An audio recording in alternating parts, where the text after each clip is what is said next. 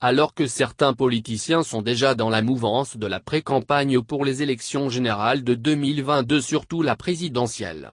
Mais le hic est qu'il y a des doutes sérieux sur ces échéances.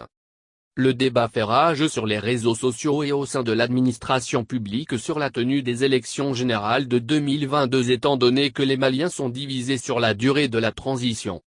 Pour les uns, il faut impérativement proroger la transition en allant au-delà des 18 mois fixés par la charte de la transition, pour jeter les bases d'un nouveau Mali et que rien ne doit précipiter les autorités de la transition à organiser des élections générales dans les conditions que nous connaissons tous. Et pour les autres, surtout la classe politique, il ne faut surtout pas que les autorités de la transition se hasardent à proroger la transition.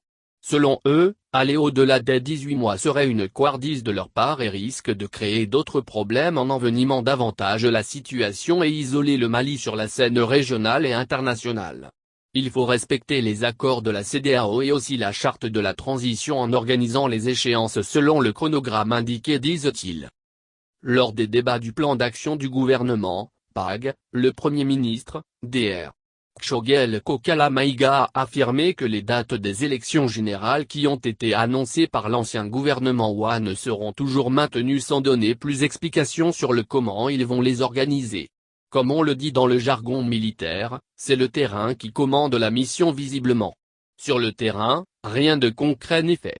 Il n'y a pas de fiche électorale propre, la loi électorale n'est toujours pas révisée sans oublier la création de l'organique unique de gestion des élections qui continue de cristalliser les tensions entre la classe politique et le gouvernement de transition. Aujourd'hui, le terrain est jonché d'un certain nombre de défis dont la sécurité.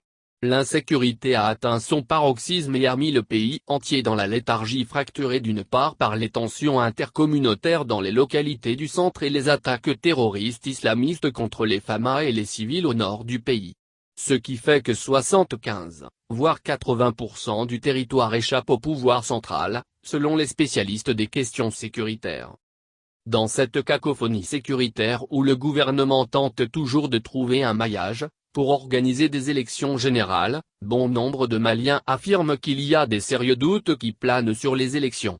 Plus la date des échéances arrive, plus la situation sécuritaire s'enlise davantage alors que le gouvernement dirigé par Choguel Kokala Maïga affirme faire en sorte que les élections se tiennent partout où cela est possible. Sur ce plan, même les observateurs les plus optimistes pensent que tenir des élections partout où cela est possible dans ces conditions chaotiques serait un miracle. Les dernières élections de 2020, malgré que la situation sécuritaire se soit métastasée, les élections législatives ne sont pas tenues dans beaucoup de localités. Alors que cette fois-ci, il y a une recrudescence de l'insécurité.